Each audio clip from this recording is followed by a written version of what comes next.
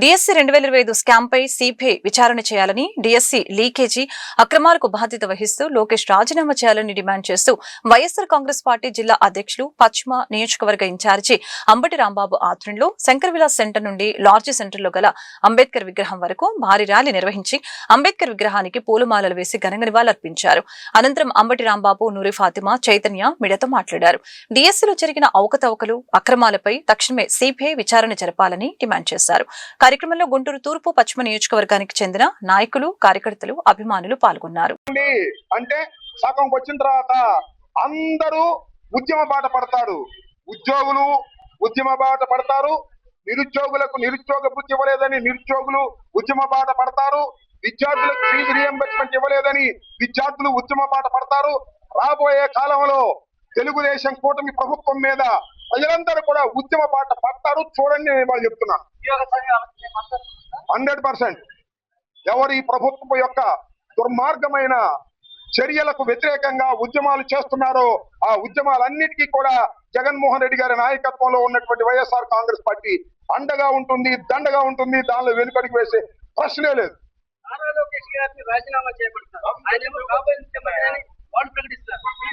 ఎవరు ప్రకటించారు? ఆయన ప్రకటించినదే. ఆయనను వాళ్ళ నాన్నగారు బయటకు ప్రకటించారు. లోపల నడుస్తుంది. చేసుకోమని మాకేం అభ్యంతరం. ఆయన ముఖ్యమంత్రి కాకపోతే ప్రధానమంత్రి చేసుకోమని, ఉప ప్రధానమంత్రి చేసుకోమని. ముందు దీని సంగతి తేల్చండియా అంటే దీనికి ఏమో రాజీనామా చేయడు, కానీ దానికే ఉప ముఖ్యమంత్రి నుంచి ముఖ్యమంత్రి అవుతాను లేకపోతే ముఖ్యమంత్రి అవుతానని కేకలేస్తే ఏం లాభం? అదంతా వాళ్ళ ఇంటర్నల్ మ్యాటర్. ఆయన శాఖ మార్చుకోవచ్చు, ముఖ్యమంత్రిగా ఉండొచ్చు.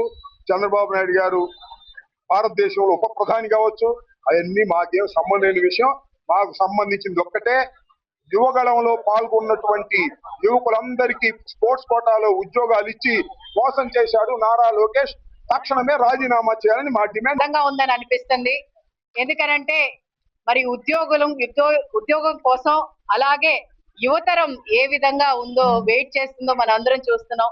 మెగా డిఎస్సి అలాగే యువతరానికి మంచి ఉద్యోగాలు ఇస్తాము, లేకపోతే ఉద్యోగం ఒకవేళ రాకపోతే వాళ్ళకి నిరుద్యోగ వృత్తి ఇస్తాము, లేకపోతే ఏమో ప్రతి ఒక్కళ్ళకి కూడా యువతరానికి మరి మంచి చేస్తామని చెప్పిన ఈ ప్రభుత్వం ఏమైంది? 2 సంవత్సరాలు అయినా కూడా ఈ రోజుటి వరకు కూడా సక్రమంగా యువతరానికి ఒక రూపకల్పన అనేది చూపించలేకపోతుంది. ఈ మెగా డిఎస్సిలో 2025లో ఏ విధంగా అవకతవకలు జరిగినాయో, ఏ విధంగా అవినీతి జరిగిందో దానికోసం ఏ విధంగా 3 నెలల నుంచి పోరాటం చేస్తున్నామో, వాళ్ళ తరపున మాట్లాడుతున్నామో, ఈ కూటమి ప్రభుత్వానికి నిజంగా చీమ కుట్టినట్టు కూడా లేదు. ఎందుకనంటే ఎక్కడ కూడా స్పందించటం లేదు. ఎవరు మాట్లాడితే ఏం మాట్లాడితే మాకెందుకులే, మేమేం చేసినా కూడా వాళ్ళు మాట్లాడినా మేము పట్టించుకోము, మా చెవులకి అవన్నీ రావు అని చెప్పి ఈ రోజు ఈ కూటమి ప్రభుత్వం ఉంది. మా డిమాండ్స్ మేము అడుగుతుంది ఏదో వైఎస్ఆర్సీపీ పార్టీకి మేలు జరిగిద్ది, వైఎస్ఆర్సీపీ పార్టీ ఏదో రోడ్డునే ఎక్కిద్ది, లేకపోతే వాళ్ళకి మంచి జరిగిద్దని కాదు. ఈ రోజు యువతరానికి ఏ విధంగా మోసం జరుగుతుందో దాన్ని ఒక్కసారి ప్రజలందరికీ చూపించడానికి, ఈ దేశం మొత్తం చూపించడానికి ఈ రోజు వైఎస్ఆర్సీపీ పార్టీ 10 రోజుల నుంచి పోరుబాట పట్టింది. 10 రోజుల నుంచి రోడ్డు మీదే ఉంది. ఎందుకంటే యువతరం అంటేనే భవిష్యత్తు.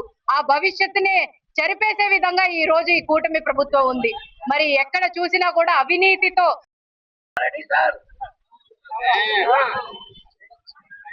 కూటమి ప్రభుత్వం అధికారంలోకి వచ్చిన కాడి నుంచి చంద్రబాబు గారి పరిపాలన ఎలా ఉందంటే, ఆ పరిపాలన చూస్తుంటే నాకు ఒక సామెత గుర్తొస్తా ఉంది. మేడిపిండి చూడు, మేలిమై ఉండు, పొట్ట ఉప్పు చూడు, పురుగులు ఉన్న విధంగా ఈ రోజు చంద్రబాబు పరిపాలన సేమ్ అలానే ఉంది.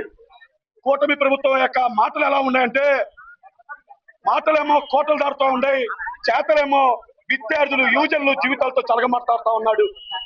మిగిలింది ఏంటంటే కూటమి ప్రభుత్వం అన్యాయంగా కేసులు పెట్టడం, జైల్లో పెట్టడం, కుతంత్రాలతో ఈ కూటమి ప్రభుత్వం కంపు కొడుతుంది. ప్రభుత్వాన్ని విద్యార్థులు, యువజనులంతా కూడా కట్టగట్టి కృష్ణానదిలో కలపడానికి సిద్ధంగా ఉన్న విషయం కూడా తెలియజేస్తా ఉన్నా.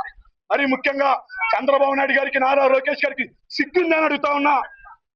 ఈరోజు కూటమి ప్రభుత్వం అధికారంలోకి వచ్చిన తర్వాత మెగా డిఎస్సి 2025లో జరిగిన అవతవకలు కానీ అక్రమాల గురించి కూడా 10 రోజులుగా మా జగన్మోహన్ రెడ్డి గారు ఆధారాలతో సహా చూపించడం జరిగింది.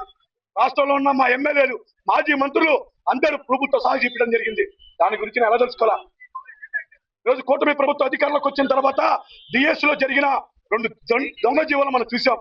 జీవో నంబర్ 4 జీవో నంబర్ 47 అని చెప్పేసి 2 జీవోలు తీసుకొని వచ్చి ఎటువంటి అర్హత లేకపోయినా సరే వాళ్ళకి ఈరోజు ఉపాధ్యాయులు ఉద్యోగాలు ఇచ్చింది నిజమా కాదా అని అడుగుతా ఉన్నా. ఈరోజు తెలుగుదేశం పార్టీ అధికారంలో ఉన్న ఎవరైతే యుగంలో పాదయాత్రలో పనిచేశారో, నారా లోకేష్ గారి నాయకత్వంలో ఎవరైతే సారథ్యంలో పనిచేశారో వాళ్ళందరికీ ఈరోజు స్పోర్ట్స్ కోటా కింద ఎటువంటి అర్హత లేకపోయినా వాళ్ళందరికీ ఉద్యోగాలు ఇచ్చింది నిజమా కాదా అని అడుగుతా ఉన్నా. మీరు ఎటువంటి తప్పు చేయాలా, ఎటువంటి అవతకలు జరగలా, అవినీతి జరగలా. మీ మంత్రులు నారా లోకేష్ గారు పదే పదే చెబుతున్నారు మేము 2025 డిఎస్సిలో పారదర్శకంగా చేశామని చెబుతున్నాం.